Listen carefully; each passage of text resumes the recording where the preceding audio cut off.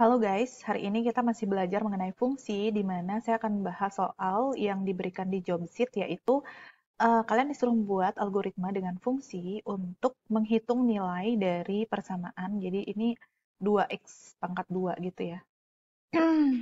Jadi 2x kuadrat ditambah 5x dikurang 8. Nah, kemudian jadi x ini adalah bilangan real atau pecahan. Nah, jadi nilai X dibaca dari piranti masukan di algoritma. Jadi X-nya nanti dibaca, lalu dikirim ke dalam fungsi melalui parameter masukan.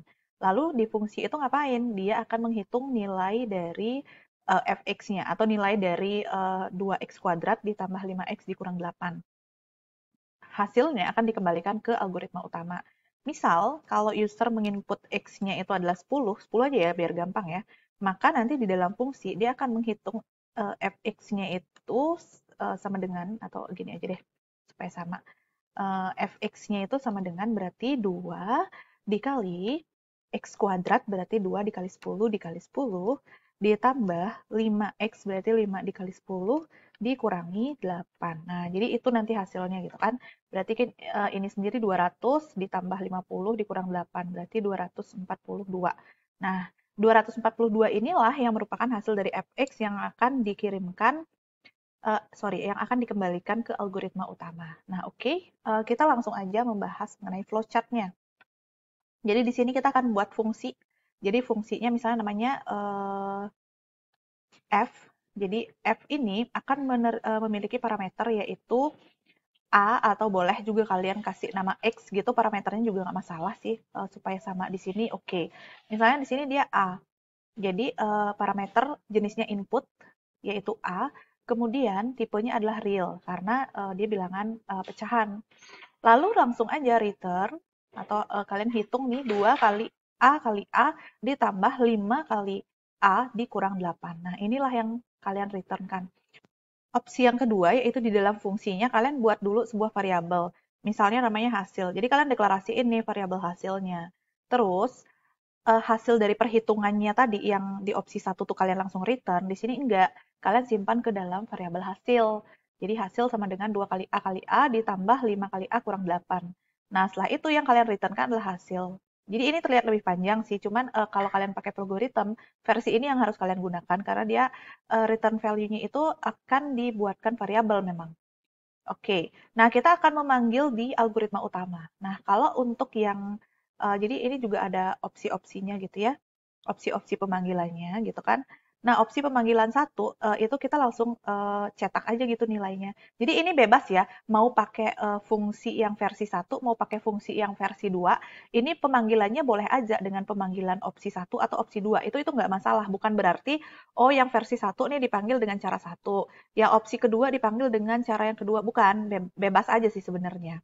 Oke, jadi cara pemanggilan yang pertama, jadi di sini kalian buat dulu di algoritma utama deklarasi, jadi ada variabel namanya X, ini real, kemudian fungsinya itu kalian, jadi nama fungsinya ini gitu ya, ini kalian deklarasikan juga, setelah itu kalian baca nilai X-nya, lalu ini langsung dicetak, jadi memanggil dan mencetak.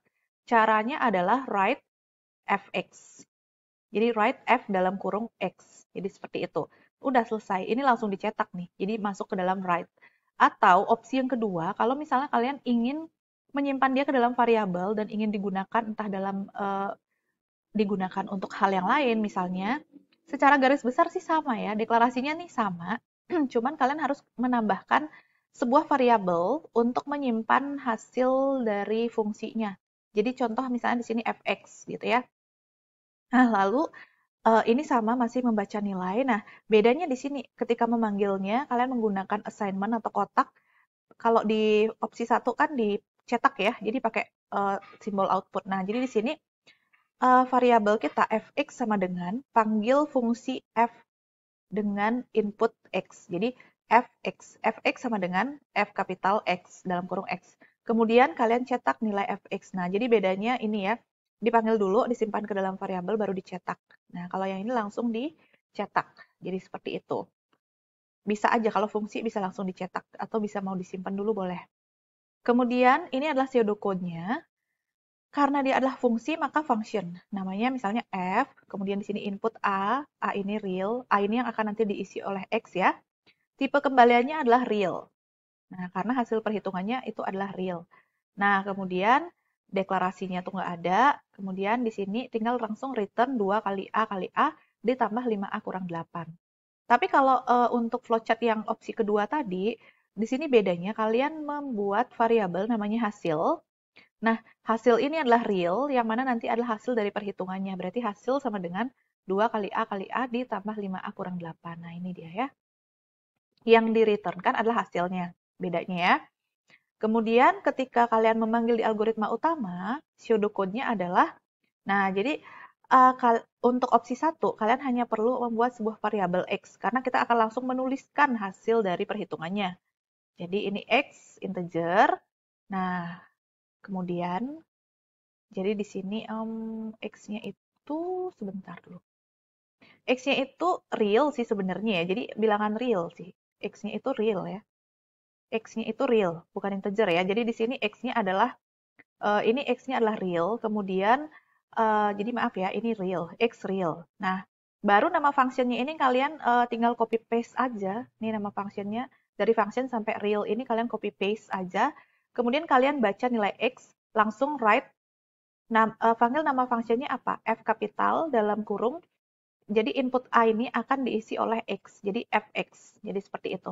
Atau opsi yang kedua, jadi ini X-nya masih tetap real ya, kemudian kalian mempunyai penyimpanan untuk hasil perhitungannya, misalnya namanya fx, ini real, kemudian baru nama functionnya, kalian copy paste.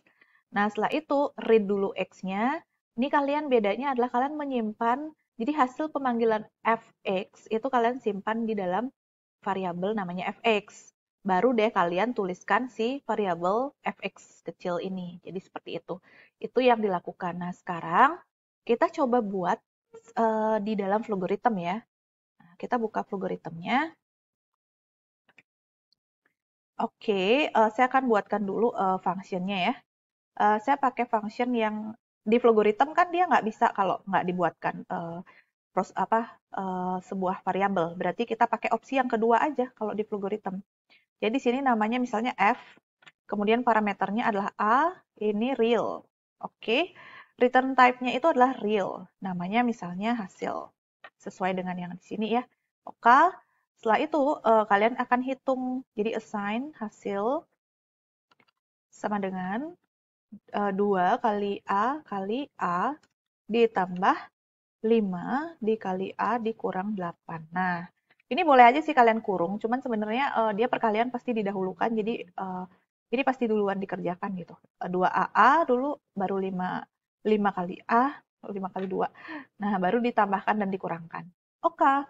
Nah, return-nya nggak perlu kalian tulis gitu, karena dia return-nya terpisah dan nggak bisa kalian apa-apakan, dia cuma bisa kalian ubah di bagian sini aja, nggak bisa kalian isi data, jadi makanya mau nggak mau memang harus dibuatkan variabel. Pemanggilannya gimana? Ke main. Nah, kalau di main itu kalian bisa langsung cetak, bisa juga sih kalian panggil dia dulu bisa. Atau langsung saya cetak nih misalnya output. Nah, jadi saya langsung tuliskan, oh iya ya, belum belum punya variabel x ya, declare dulu variabel x ini adalah real. Nah, setelah itu kita baca dulu dong x-nya. Nah, setelah itu boleh deh langsung output misalnya f x. Jadi seperti itu. F-nya kita akan isi dengan X gitu loh. A-nya itu diisi dengan X. Nah, jadi kalau misalnya X-nya adalah 5, nah, jadi di sini 67. Seperti tadi ya, kalau X-nya adalah 10, jadi dia 242. Atau opsi yang kedua adalah, kita simpan dulu ke dalam variabel namanya fx, ya kan? Setelah itu, di sini yang kalian outputkan itu adalah fx, tapi sebelumnya, sebelum bisa kalian outputkan, kalian harus isi data dulu. Nah, jadi pemanggilannya dengan assign gitu. Beda kan ya, kalau prosedur kan dia pakainya yang call.